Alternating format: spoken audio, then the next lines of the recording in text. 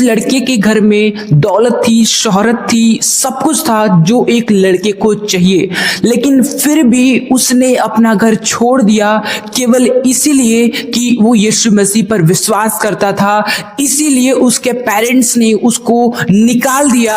Hello दोस्तों, आज हम एक ऐसी गवाही आपके साथ शेयर करने जा रहे हैं जो हमें बहुत ही ज्यादा इंस्पायर करेगी।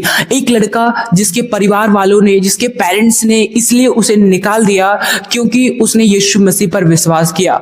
उसका पूरा परिवार एक हिंदू रिलीजन का था और वो हिंदू देवताओं पर विश्वास करते थे, लेकिन उस लड़के का विश्वास यीशु मसीह पर धीरे धीरे बनना शुरू हुआ। शुरुआत में उसे डांटा गया, रोका गया, लेकिन वहां पर वो निरंतर प्रभु को जानने में बढ़ता रहा और एक समय ऐसा आया कि उसने यीशु मसीह को पूरी तरीके से अपने जीवन में एक्सेप्ट कर लिया। और यही चीज शैतान को गवारा नहीं हुआ और उसने उसके पेरेंट्स को, उसके फैमिली को यूज किया और उसे घर से निकाल दिया। क्या आप विश्वास करेंगे कि जिस लड़के के घर में पैसों की कोई कमी नहीं थी, सुख सुविधाओं की कोई कमी नहीं थी, ऐसे घर को एक लड़के ने, एक 20 वर्षीय लड़के ने अपने घर को छोड़ दिया क्योंकि वो यीशु मसीह पर विश्वास करता था। शैतान ने उन्हें इतना तोड़ा, लेकिन आज के टाइम पे वो एक पास्टर है और वो बहुतों की जिंदगियां बचाते हैं और परमेश्वर का एक बहुत बड़ा काम उनके द्वारा होता है। हम पास्टर्स की एक अचीवमेंट्स को देखते हैं कि आज वो पास्टर है, बहुत फेमस है, बहुत लोग उनको जानते हैं, लेकिन हम उनके स्टार्टिंग फेज को, जब उन्होंने संघर्ष किया, वो नहीं देखते हैं। जब वो पास्टर कॉलेज लाइफ में थे, 20 इयर्स के थे, 20-22 की एज में थे, तब उन्होंने यीशु मसीह के बारे में जाना और यीशु मसीह को अपना उद्धारकर्ता स्वीकार किया। साथ ही साथ शैतान को जलन हुई कि एक और आत्मा परमेश्वर के नाम में बचाई गई और उसने यीशु मसीह पर विश्वास किया। यही चीज शैतान को अच्छी नहीं लगी और उनके परिवार वालों को, उस लड़के के पेरेंट्स को इस प्रकार से यूज किया कि उनके पेरेंट्स ने उसके सामने दो रास्ते रखे कि क्या तू यीशु मसीह को एक्सेप्ट करेगा? अगर तू यीशु मसीह को एक्सेप्ट करेगा तो घर छोड़ना पड़ेगा। दो ही ऑप्शन थे, या तो तू यीशु मसीह को छोड़ या तो तू घर को छोड़। उन्होंने डिसाइड किया कि मैं यीशु मसीह को तो नहीं छोड़ सकता, इसलिए उन्होंने घर छोड़ दिया।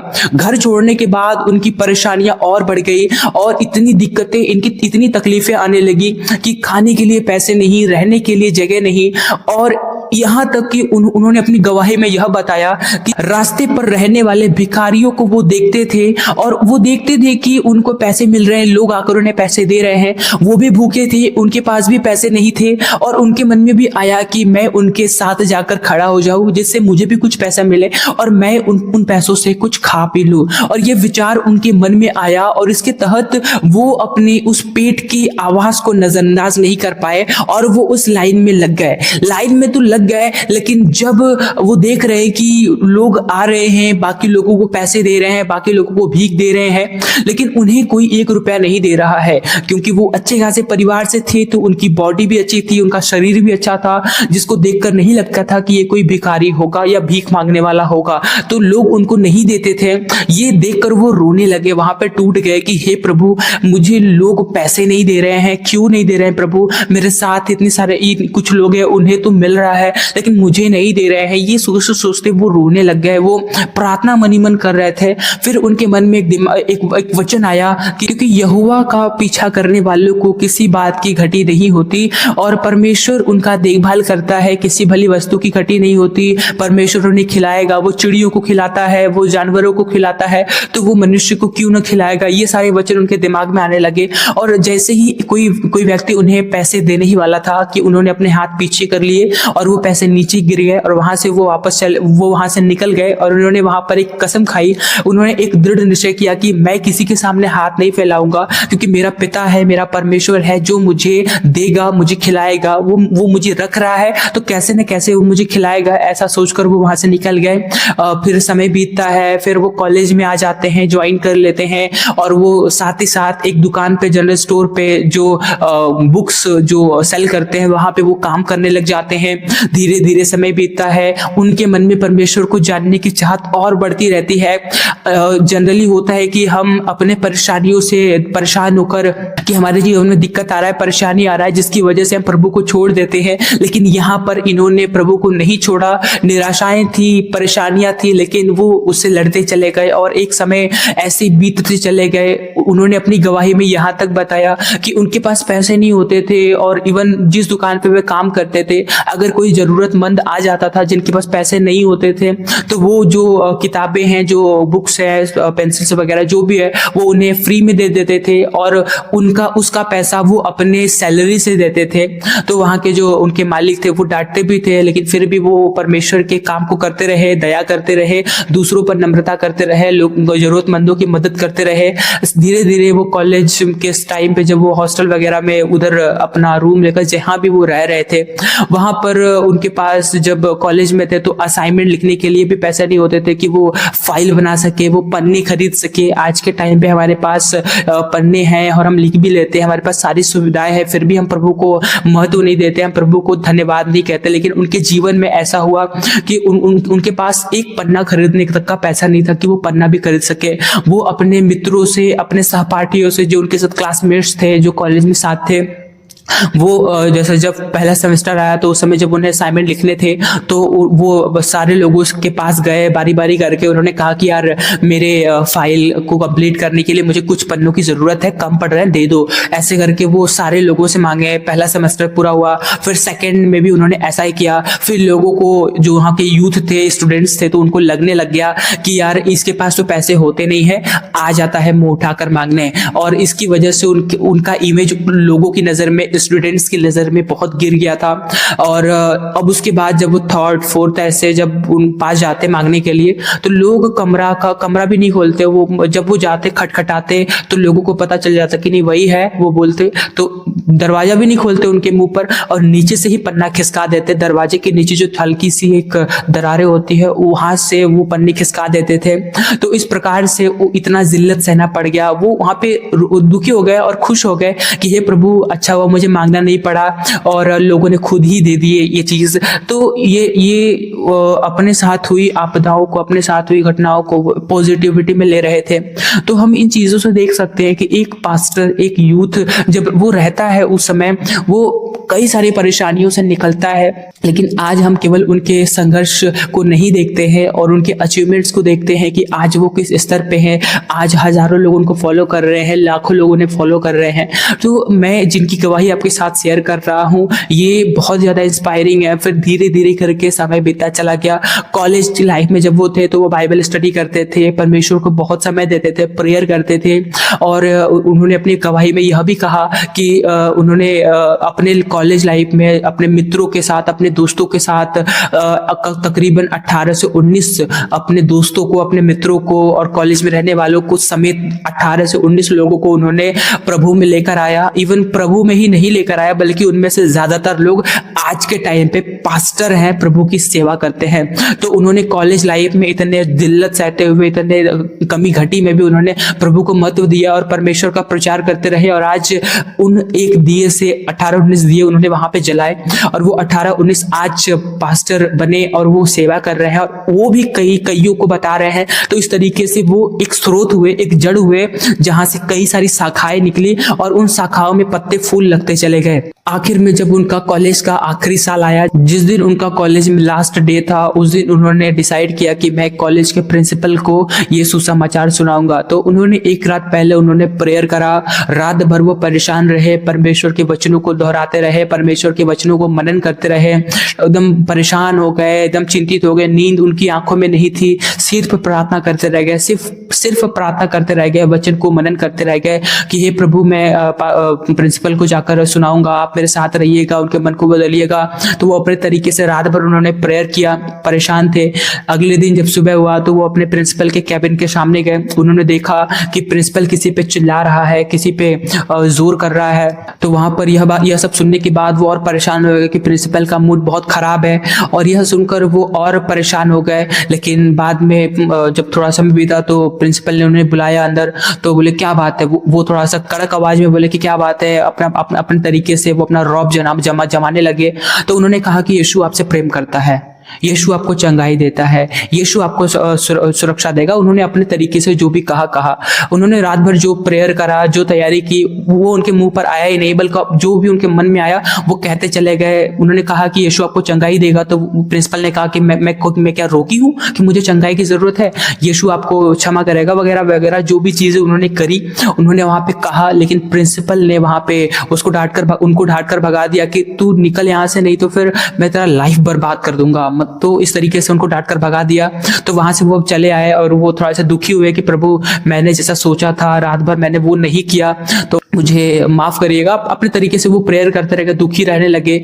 समय बीता, फिर वहां से वो निकले और उन्होंने कॉलेज लाइफ की एक और बहुत बड़ी बात बताई जो हमें सुननी चाहिए, आज के यूथ को सुननी चाहिए।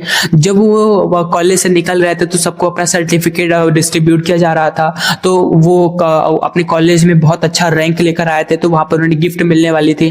तो उन्होंने सोचा कि यार कुछ पैसे मिल जाएंगे तो मेरी कुछ जरूरत हो जाएगी, पूरी हो जाएगी, जरूरत पूरी हो जाएगी। तो लेकिन कॉलेज वालों ने उन्हें एक दो सीट कपड़े गिफ्ट किए। उन्होंने सोचा था कि कुछ पैसे मिल जाएंगे तो कुछ मदद हो जाएगी, कुछ कर लेंगे अपना। लेकिन उन्हें कपड़े दिए गए। जब उन्होंने पूछा कि मुझे कपड़े क्यों दिए गए, तो उन्होंने कहा कि मैंने तुम्हें देखा है कि तुम इन ग्रेजुएशन के पूरे समय तुम एक ही दो कपड़े में तुमने बिताया है, इसलिए हमने सोचा कि तुम्हें कपड़े दिए जाए। ये बात कहते कहते वो रोने लग गए थे, वो दुखी हो गए थे। ऐसा इसलिए था क्योंकि उनके पास पैसे नहीं होते थे। उन्होंने यह भी बात बताई कि वो अपने लाइफ में इतने पैसे आर्थिक रूप से कमजोर हो गए थे कि उनके पन्ने खरीदने तक के पैसे नहीं थे, कपड़े खरीदने तक के पैसे नहीं थे।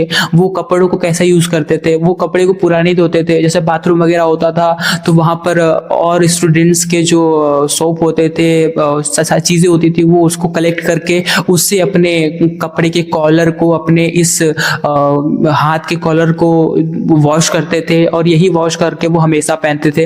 एक वो पहना, फिर एक वो पहना, इस तरीके से उन्होंने अपने कॉलेज की लाइफ कंप्लीट करी। इसलिए कॉलेज वालों ने ऐसा कि उनकी गवाही ऐसी है, और इस प्रकार से उनका कॉलेज कंप्लीट होता है। फिर धीरे धीरे करके समय बीतता है। एक बार वो एक पास्टर मीटिंग में होते हैं, समय बीता, वो अपना काम करे, नौकरी लगी, जो भी है। उसके बाद एक समय आया जब वो एक पास्टर मीटिंग में गए हुए थे, मतलब एक जगह प्रार्थना थी, वहां पे गए हुए थे। तो वहां पर उन्हें एक पास्टर मिला। उस पास्टर ने उन्हें देखा और वो देखकर उन्हें रोने लग गए, उन्हें फूट फूट कर रोने लग गए, उनके गले लगकर रोने लग गए। तो पास्टर तो परेशान हो गए कि यार ऐसा कैसे कर रहा है, ऐसे कैसे रो रहा है, मैंने कुछ कर दिया क्या, मुझसे कोई गलती हो गई क्या। तो ऐसा सोचकर वो भी परेशान हो जाते हैं। लेकिन बाद में उन्हें पता चलता है, वो बताते हैं कि पास्टर, आपको याद होगा कि कुछ साल पहले आप उस कॉलेज में थे और आप प्रिंसिपल के कैबिन में आए हुए थे प्रचार बताने के लिए, उन्हें सुसमाचार देने के लिए। लेकिन वहां पर उस प्रिंसिपल ने तो प्रचार एक्सेप्ट तो नहीं किया। लेकिन आपने देखा या नहीं देखा, मैं भी वही था, वही कोने में खड़ा था। प्रिंसिपल मुझ पे चिल्ला रहा था तो मैं वही था। आपने जो जो बातें कही प्रिंसिपल को, मैंने वो बातें सुनी और मेरे मन में लग गया वो बात। प्रिंसिपल ने उसको नहीं लिया, लेकिन मेरे अंदर वो रह गई बात, और मैंने जानना शुरू किया। और मैंने आज ये कलीसिया मैंने खड़ा किया है परमेश्वर के अनुग्रह से। और अगर आप उस दिन मुझे वचन नहीं बताते, आप सुसमाचार नहीं देते, तो आज मैं यहाँ पे नहीं होता। तो ये बात एक तरीके से उनके जीवन में हुई। इनडायरेक्ट तौर पे उन्होंने 19-20 लोगों को प्रचार दिया, और आज जो एक बहुत बड़ी सेवा उनके द्वारा हो रही है, वो भी एक बहुत बड़ी सेवा कर रहे हैं, लोगों को बचा रहे हैं, लोगों को सुसमाचार दे रहे हैं। इस प्रकार से उनके जीवन की एक बहुत बड़ी गवाही है। ये जो है, ये मैंने बहुत ही शॉर्ट में बताया है, और एंड टू एंड में आपको इतना ही कहना चाहूंगा कि ये जो गवाहियां हैं हमें बहुत ज्यादा इंस्पायर करती है। इनकी गवाही जब मैं उनके मुंह से सुन रहा था तो मैं खुद सोचने लग गया था। मैं खुद मेरे लाइफ की प्रॉब्लम्स तो उनके सामने कुछ भी नहीं है, मतलब मैं तो कुछ भी नहीं। उनकी जो प्रॉब्लम्स थी, आप सोचिए कि एक बच्चा जिसके घर पे किसी चीज की कमी नहीं है, मतलब वेल है, अच्छा है, अपनी इच्छा से कुछ कर सकता है, लेकिन एक आराम भरे जीवन को छोड़कर वो स्ट्रगलिंग वाले लाइफ में आए, तो ये कहीं ना कहीं एक बच्चे के लिए, एक यूथ के लिए बहुत ही ज्यादा हार्ड डिसीजन रहा है कि वो स्किप करके अपने दम पर परमेश्वर के साथ आगे बढ़े। तो आज के टाइम पे हमें हमें भी एक डिसीजन लेना है। लोगों की गवाहियां हमें केवल एक स्टोरी नहीं है, एक पास्ट नहीं है, बल्कि हमारे लिए बहुत ही ज्यादा जरूरी है। मैंने उनकी गवाही से बहुत कुछ सीखा है, बहुत कुछ समझा है। आई होप आप भी इस गवाही से सीखेंगे, इस गवाही से समझेंगे। हमारी आशा है कि आपने इस गवाही से बहुत कुछ सीखा है। हर एक गवाही से हमें बहुत कुछ सीखना चाहिए। हमें दूसरों की गवाही क्यों सुननी चाहिए? हम दूसरों की गवाही सुनकर अपने जीवन में उसको जोड़ते हैं। हमें लगता है कि जब हम निराश होते हैं और किसी की साहस भरी गवाही को सुनते हैं तो हमारे मन में ये बात आती है कि नहीं, ये सच है, अगर उसके जीवन में हुआ है तो मेरे जीवन में हो सकता है। इसलिए ये गवाहियां हमें प्रेरित करती है, ये गवाहियां हमें स्ट्रॉन्ग करती है। और मैंने इनकी गवाही से बहुत कुछ सीखा है और मेरे जीवन में उनकी गवाही से बहुत कुछ जुड़ा है। मैं बहुत बहुत धन्यवाद हूँ उनके लिए कि उन्होंने अपनी गवाही कलीसिया में शेयर की और हम तक पहुंची और हमने उस चीजों से सीखा है। इसके लिए बहुत बहुत धन्यवाद। परमेश्वर उन्हें बहुत ही अच्छे रीति से आगे बढ़ाए और निरंतर उन्हें बढ़ाते रहे। हम आपसे यही गुजारिश करेंगे, हम आपसे यही रिक्वेस्ट करेंगे कि प्लीज ये गवाही आप मन में रखिए, केवल सुनकर अनसुना मत करिए। आप इस गवाही को सुनकर आप चाहें तो अपने मित्रों के साथ, यूथ के साथ शेयर कर सकते हैं। ये गवाही हम बहुत डिटेल में शेयर कर सकते थे, लेकिन हम मेन पॉइंट्स को आपके साथ शेयर करे हैं। आने वाले समय में परमेश्वर अगुवाई करेगा तो हम जिनकी गवाही आपके साथ शेयर कर रहे हैं उन्हें इस चैनल पर लेकर आएंगे और उनके द्वारा ये बातें आप सुनेंगे तो बहुत ही ज्यादा आप अच्छे सीखेंगे। आज के वीडियो को हम यहीं तक रखते हैं। आई होप आपने इस वीडियो से सीखा है। अगर सीखा है तो कमेंट कर सकते हैं और अपने मित्रों के साथ शेयर कर सकते हैं। आज की वीडियो यहीं तक, मिलते हैं नेक्स्ट वीडियो में। आप सभी को जय मसीह की। Praise the Lord.